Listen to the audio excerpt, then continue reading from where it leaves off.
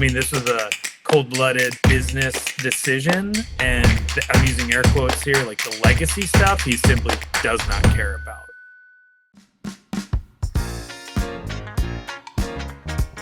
Welcome into Northside Territory, Foul Territory's Cubs podcast. I'm Sahadev Sharma with Patrick Mooney, your Cubs beat writers at The Athletic. We are talking all things Cubs here, and Patrick, we saw the return of Craig Counsell to Milwaukee, and there was no doubt about it. They were all boos. I did not hear any cheering. The Cubs fans that were there were drowned out because it was clear as day. It was the intro video that he had when he was introduced and with lineups and went to exchange the card, and then again when he went to pull out Mark Leiter from the game. Boos. There were even some chants of Counsell sucks, some pretty harsh signs out there. But this is a group of fans that are holding a grudge, but have also embraced Pat Murphy and a pretty damn good Milwaukee Brewers team.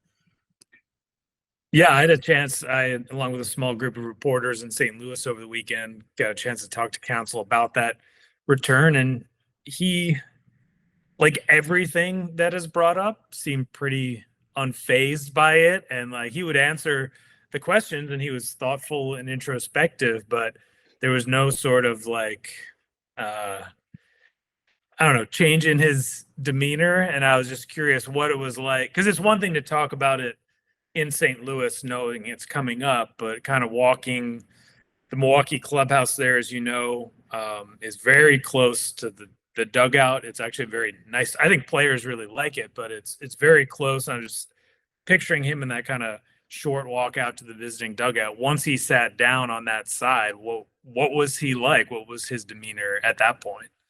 He was same old Counsell, in my opinion. He made a quick quip to one of the Milwaukee reporters that he knows well.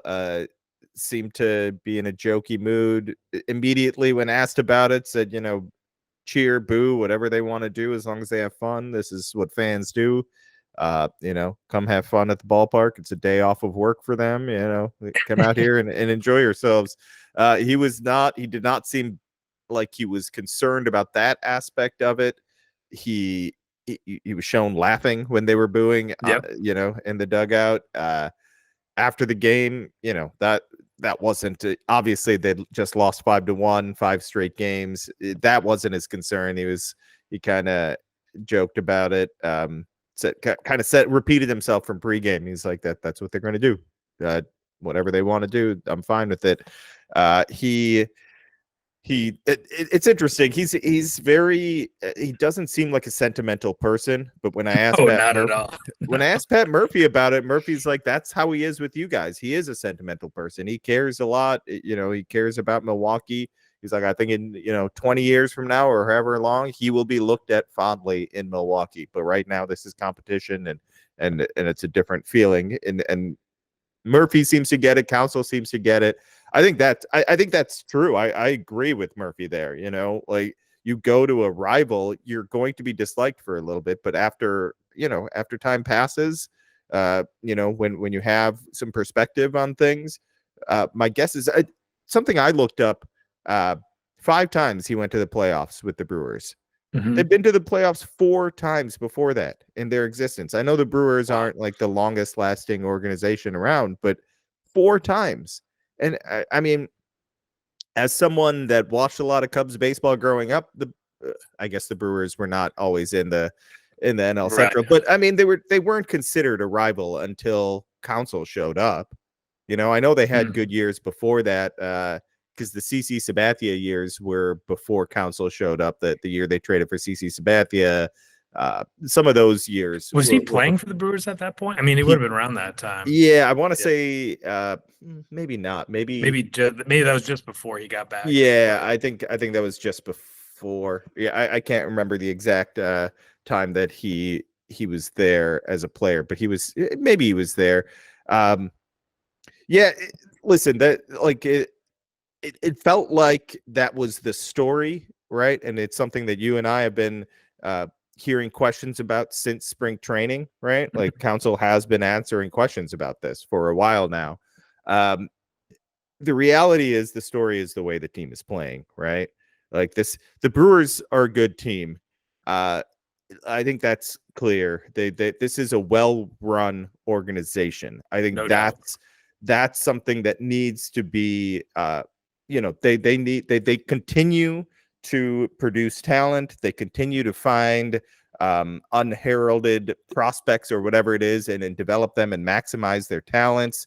And they, yes, Craig Counsell is very likely one of the best managers in the game, right?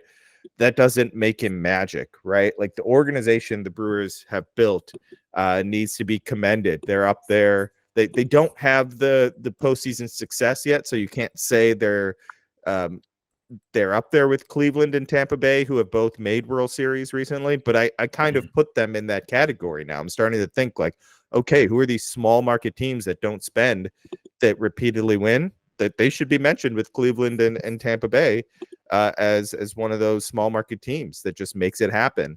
They're not the Dodgers, right? They're not the Yankees, but they're a damn good organization. And I think, when we talk about Jed Hoyer has always admired Craig Counsell from afar, he admires teams like that in general, organizations that do that. He admires that, and he wants that. There's a reason Carter Hawkins is his second in charge. He appreciates teams that can do more with less. Yeah, there's no doubt that it wasn't just Counsell, right? I mean, Doug Melvin hires him and made some moves, including the trade that brought in Josh Hader. You have David Stearns, obviously, taking the team, to the next step, next level, to the point where, Steve Cohen wants him to run his, multi-billion-dollar toy.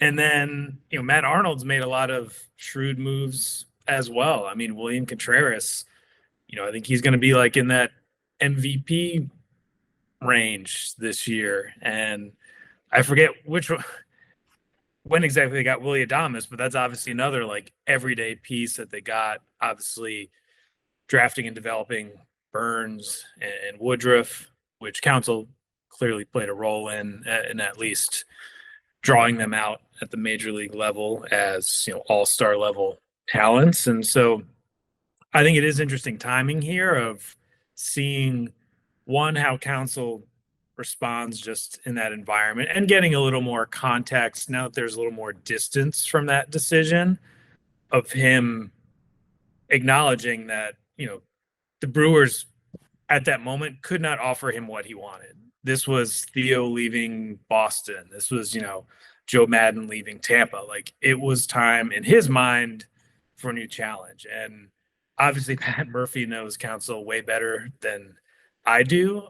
I read your story and I thought that sentimental line did jump out. And I think Counsell is like empathetic and thoughtful and progressive and is not a robot, but in terms of like the sentimentality of leaving Milwaukee, I think there was very, very little. I mean, this was a cold-hearted, cold-blooded business decision. And while he loved his time there, many fond memories, great relationships that he developed, the other stuff, like I'm using air quotes here, like the legacy stuff, he simply does not care about. Like, he's like, that doesn't do anything for me. The idea of having his jersey retired or a statue outside, like that's just not really how he's wired. And so I think we're seeing that part of his personality here. And also, like, how is he going to handle this? And we haven't seen him lose his mind yet.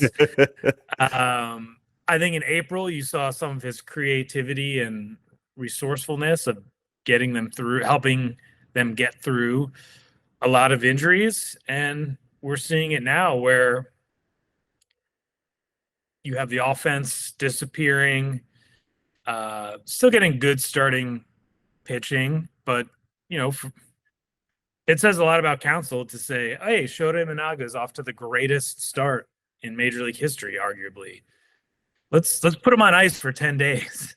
Yeah. Like that's revealing. And then part of it is, what does he have to work with? And I think a lot of Cubs fans, something I've seen on social media, something we'll make observations about in the clubhouse, is that there are a lot of issues that are still lingering from when David Ross was managing the team, and that this is not just a management kind of pushing buttons issue. It's could be a talent roster construction conversation as well, and it'll be on Counsell to figure that out here and get him out of this rut. Yeah, there's a lot of angst among Cubs fans on social media, and rightfully so. I'm not saying fans need to be patient or anything like that. That's the team's job, and probably our job as like trying to convey their messages and understand how this all works, and frankly, being watching baseball year round for many years, we can't react like fans. I'm not, but fans are absolutely should feel how they want to feel. What I struggle with is this idea that the Cubs offense was always bad.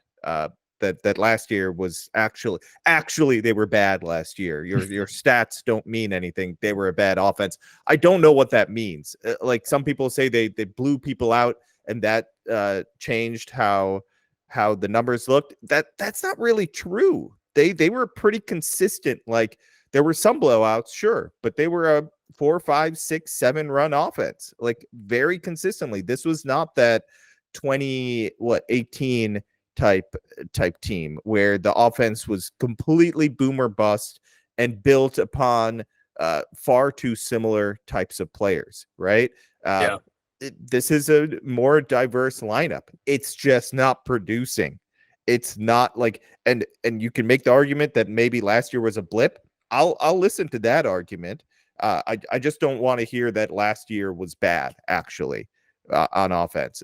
If it was a blip, if it was 2 great months of Seiya Suzuki that he can't replicate, if it was Cody Bellinger, finding the magic once again, but he's just not that player anymore. Whatever it is, I'll listen to those arguments. And it could be true. I'm not gonna jump off just because it's been a bad month. I have to stick with what I said, right? And I said I believe this is going to be a very strong offense. They need to change quickly, otherwise I'm going to have to reevaluate my opinion on that. But I'm not ready to completely write it off. I will say that there's some watching the Brewers, man. It's fascinating how they've been put together, because nobody would say look at when those moves are made, those are the same types of moves Jed's trying to pull off, Now, if you want to criticize their ability to evaluate the talent, okay, maybe we have that discussion as the months go on, right?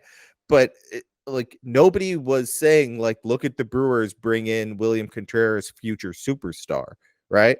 Oh, that was an interesting move, and it's oh, that's a nice move, and almost he'll be a DH, right? That was kind of the thing. Yeah. No, not quite. Yeah, they developed him properly. Listen, fans ran every single time Trevor McGill stepped on the mound with the Cubs. All I got was people yelling, why are they even giving this guy a chance? Okay, I know there were people with the Cubs who really thought he had a bright future. Okay, it didn't work with the Cubs, but this is the reality of relievers. Sometimes it clicks. Brian Hudson was in the Cubs organization, had major walk issues. Somehow has a 6% walk rate and a 30% strikeout rate with the Brewers. Okay, Jeremiah Estrada is not with the Brewers. He's in San Diego. I don't know about you, but every single time he stepped on the mound last year, I was like, oof, this is not going well, because all he was doing was throwing a fastball. All of a sudden now he has a new pitch, and he's a viable reliever. He's a damn good reliever. It's 2 months of a reliever, so I don't want to go overboard on any of these guys. McGill looks legit though. My point is sometimes there's especially with bullpen arms, there's a lot of randomness here. but these smaller moves, Willie Adames, William Contreras, the guys that are young and developing, the trade that got them DL Hall and Joey Ortiz. DL Hall's hurt right now, but Joey Ortiz is a quality bat. They were patient. Bryce Terang looked pretty bad on offense last year. He's a good ball player, right? A great defender. Yeah. And he's a good ball player. So sometimes that patience pays off too. So I know Michael Busch looks terrible right now. I'm not denying that. And maybe he has been sitting more often, but I'm not going to say like, oh, the Cubs blew that trade just yet. That like, let's see what he can do, how he can adjust.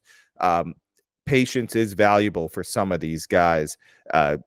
Everyone wanted Ian Happ sent away, and he's the only guy hitting right now. Not it's been a week, but still, he's the only guy that looks competent at the plate. It's rough to watch this offense. So it feels like there's one or two bright spots every now and then. Yeah, the thing is just that, like, what were some of the concerns heading into this season? Like, was this a team built to try and win 84 games and elbow the Diamondbacks out for the last wild card spot? It was certainly more that than a team built to contend against the Dodgers. And Right. So when you have some of these things happen, it just brings back the criticism of like, where is and I know there are only a few guys like this out there, but Juan Soto got traded this year and Shohei Ohtani signed the only place he probably would have signed, but it just goes back to that, like, who can carry this offense like when things aren't quite going well.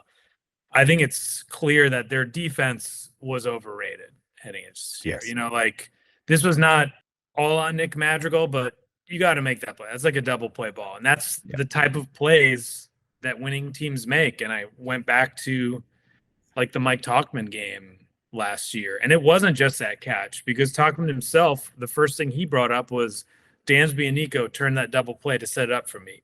Earlier in that game, Dansby was making these really slick plays to save runs, like kind of the scoop, throw, Cubs escape. Like, the Cubs have to function at that level to be that playoff team, and they're simply not doing it. Yeah. And so when you have lots of good players or like two-way players who aren't maybe spectacular in either area, injuries, guys struggling, just kind of the nature of baseball, like I totally get it if fans are just like, this feels like the same movie as last year. And now I think in general, if you zoom out, you have a lot of things going in your favor if you're the Cubs, in terms of, one, Counsell's presence, his steadiness, the fact that he's not looking over his shoulder. None of the players are wondering like, what's going to happen here. You're going to have a front office that's going to need to make bigger moves at the trade deadline. They always do make moves, and I think there is a lot to be gained if you're looking at roster spots, say 20 to 26 on this roster. You could do a lot better in several different areas of just like get it back up towards maybe a major league average standard. I think that could help, but also just go get some impact, whether it's Pete Alonso, whether it's going to be, but there's definitely going to be some bullpen help. We're going to assume that the rotation's probably going to be relatively okay. We'll see what happens, but you're going to have a front office and an ownership group that's going to be extremely motivated to make it to October. And then the schedule too, like if it's hard in the front end, it's going to be a lot easier on the back end. And I think there's just something to, particularly in the expanded playoff field, of just like sticking with it and not giving up can really, as low a bar as that is, can really help you out in the long run. So like the long form aspect of this season for the Cubs, like everything's trending in the right direction in that big picture sense. But it is just like hilarious that, their low point 5-game losing streak happens right when Counsell returns to Milwaukee. and the Brewers are just red hot with like this, new/old manager who was Counsell's mentor and trading away Burns and still just leading the division. It's a great storyline. So you touched on a few things that I've heard fans say, and I agree with. Something I said before, I want to make it clear. Like, Jed looks at these teams like the Brewers and is fond of the way they build things. They're the Chicago Cubs, though. Like, they should act like the Dodgers and the Yankees, right? So I get fans' angst when you talk about, I get Ohtani just wasn't going to come to the Chicago Cubs, but not a real pursuit of Ohtani, not a real pursuit of Soto. Those are the two names, right? That stand out when you talk about just superstar in the middle of the lineup that this team is lacking. Outside of that, when people bring up like they should have done more, I'm not sure I agree as far as the offense goes. They should have done more for the bullpen. They should maybe for depth pieces. But like, does JD Martinez change this stretch right now? That's a good point. Like, I'm not saying JD Martinez 2018 probably does. Current day JD Martinez just he's a good player, and it'd be nice to have a deeper lineup and someone that you can trust will produce. But like I wrote during the offseason, yes, is Michael Busch a risk? Sure, it's a risk, but he's also an upside play, very talented offensive player that scouts love across the league, not just with the Cubs. Rhys Hoskins, more established, but also was a risk, right? Coming off a major injury in his 30s, already injured again, right? And that's not to say that's a bad signing. It's like they all come with risks, different type of risks. It's not, you're not getting Juan Soto with these guys. So you need a little good luck with it too. The Cubs added Jock Peterson, and he wasn't a superstar. Now he's with, where is he? Diamondbacks, and he's playing like a stud, right? Like playing against the right matchups. So Tommy I get Pham, it. Maybe. Yeah, no, I mean, there are pulling names out of a hat. I think in general, I agree with you, but those are solid players, but I don't think it changes what the problems are right now. And when it comes to the trade deadline, they do need to be bold. And I see what you're saying with Pete Alonso. I think they need to be a little bit bolder and find someone that's around for next year too, because they're likely unless Cody Bellinger falls off a cliff, they're likely going to lose him, right? Jed just isn't going to spend the money on him. And Juan Soto's probably pricing himself out of Jed's market. That's I don't want to assume that Jed will never go after the top player on the market and spend crazy money. Maybe he'll be at a point where the pressure is on and he kind of has to, but I haven't heard this yet, but it just, what we've experienced, what we've observed in our conversations with Jed over the past decade plus, that's just kind of my expectations, right? Juan Soto is going to price himself out. So I would like to see Jed Hoyer be aggressive at the deadline and add a player that's around beyond 2024, because I think that makes sense for this team. You need, unless he's hell-bent on believing that Owen Casey's the next, stud in the middle of the lineup. I just think these things are so risky to do this, to always bet on the cheaper player. You're behaving, as much as I praised Cleveland and Milwaukee and Tampa Bay, stop behaving like them. Behave like them in certain ways. Don't do it in the spending way. That's how you really, the Dodgers are the example, right? They know how to do it.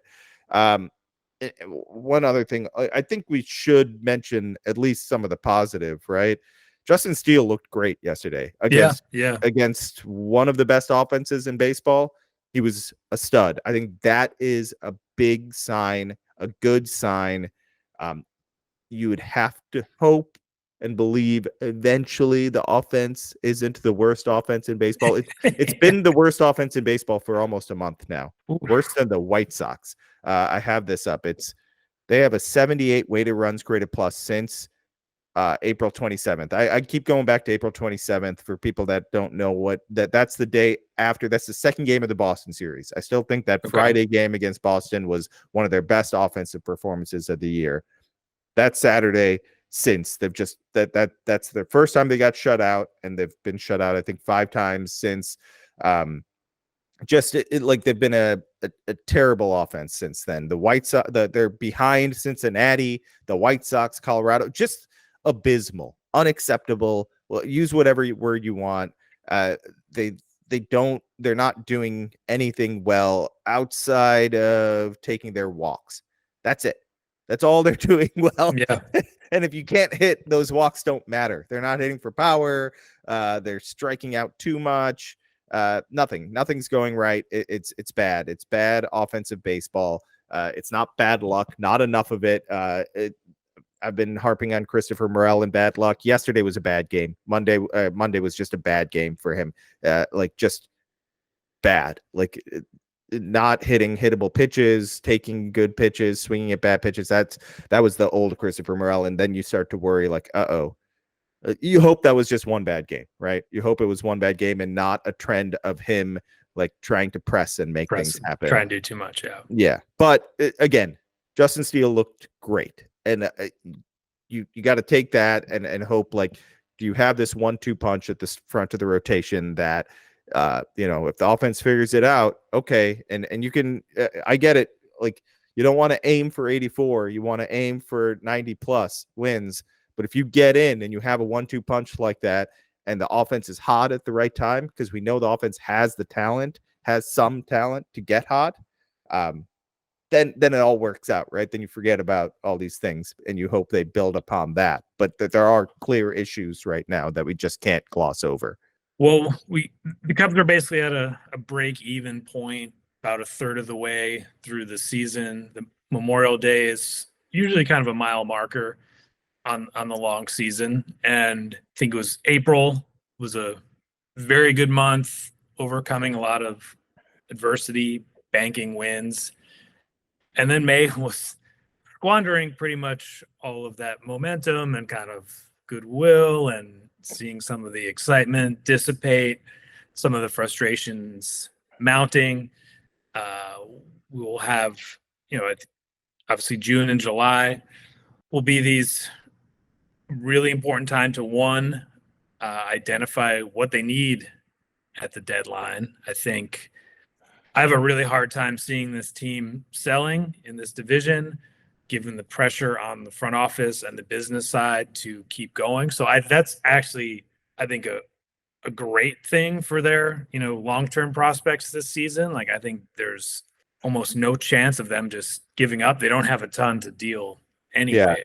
Yeah, so like, you probably need another catcher. I mean, no matter what, you need some depth, but offensively, it just simply isn't there right now.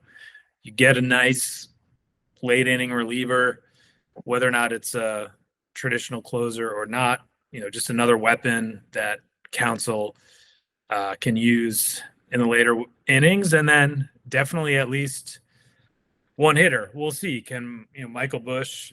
I think I wrote, finally they have a replacement for Anthony Rizzo. That was after he hit like 5 home runs in a row. I think that might be the exact point he started to tail off after that. You would think that Christopher Morel's, the swing decisions he's making, his bat speed, his hard contact should result in better numbers, but it's not there. And I think you were on it, Sahadev, of like, okay, how much more of this can he take before he does just totally get out of an approach that the Cubs keep patting him on the back for, great at bat, way to work a walk, and you've seen it, especially in those later innings. Like he does give you a good at bat. He does know what he's doing and what he should be doing. He's shown tremendous improvements.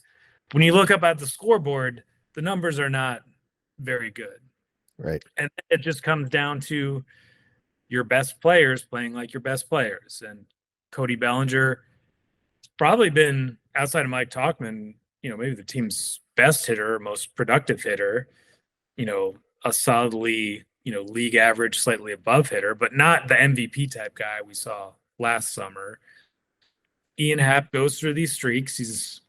It's picking up a little bit recently, still not where it needs to be. Seiya Suzuki, is he going to be caught in that in-between zone again, or for how long? This is someone who carried the team for a stretch last year. And Dansby too. I mean, he has not been the player that the Cubs expected for most of this year. So those are, big money players, big ticket items that the team, targeted of how they're going to build this back up again. And I don't know, there aren't many teams that have workarounds to your 5 or 6 best hitters not producing the way they're supposed to. There just aren't. They've already run out of pitchers in Iowa to bring up. There's not much help coming outside of whenever, they think Cade Horton is ready, which doesn't sound like soon.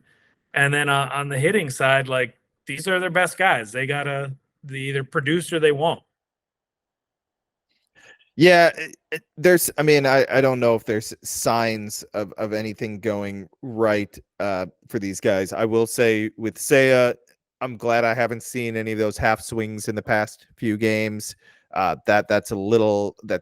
know that's not heartening for fans, but it's just it's something that, okay, at least he's not just that dreadful July moment where he wasn't even hitting anything. He looked confused and like he didn't belong in the major leagues. That's not happening.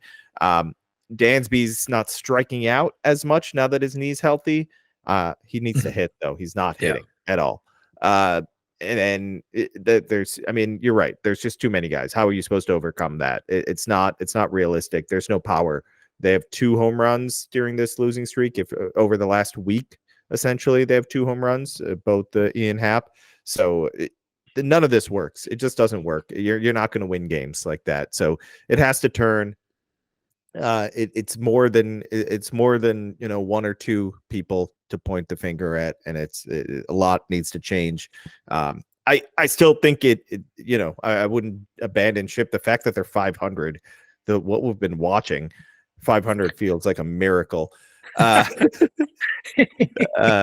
But they do have great starting pitching, and when you have great starting pitching, things can happen. Good things can happen, right? Yes. You can make good things happen with that. You're always in every game, and you get a couple guys hot and things change and the tenor of everything changes. And you have a manager that's very even keeled and isn't going to overreact. I talked to some players and they all agreed. I don't notice any difference, and I mean that in a good way. He's keeping things steady, and we don't need someone that's panicking or trying to change everything all at once and overreact. Because I know fans want to see Luis Vasquez get at bats, but guess what? That's not fixing the problem. I get it. You just want something different. They don't have the magic formula on the bench. That's not what's happening. That's not how this suddenly turns. There's more to dive into over the next few days and weeks. I'm very curious to see how Jed Hoyer reacts to all of this. We'll see if he speaks in Milwaukee. But it's a down moment right now for the Cubs, and I understand and embrace the frustration of the fans, because I think it's very fair to be ticked off right now when they built up a solid start to the season, and now it's kind of crumbling, and you're wondering whether this team is where they're headed. This is Northside Territory, your Cubs podcast at Foul Territory. I'm Sahadev Sharma, and that's Patrick Mooney. Make sure you read our work at The Athletic, subscribe, rate, and review to the podcast. Thanks so much for listening. We appreciate all of you. Patrick, did you want to say one last thing, or it just looked like you wanted to say one last thing there? Sorry. No, we're good. We got 2 more shows the rest of the week. I would just say that we have 2 more shows this week. The Cubs have 3 more games against the first place team in the division. That our conversation could sound very different after a show today and by the end of this 4-game series. It could always get a lot worse. But in listening to Counsell, he has very much been, you show up, you do the same things, you have a game to win today. So the Cubs have 3 more against the Brewers here, and that we've seen how quickly things can change this season. All right. Thanks for listening. Take care. We appreciate all of you. Until tomorrow, I think. Soon enough. We'll be back. Take care.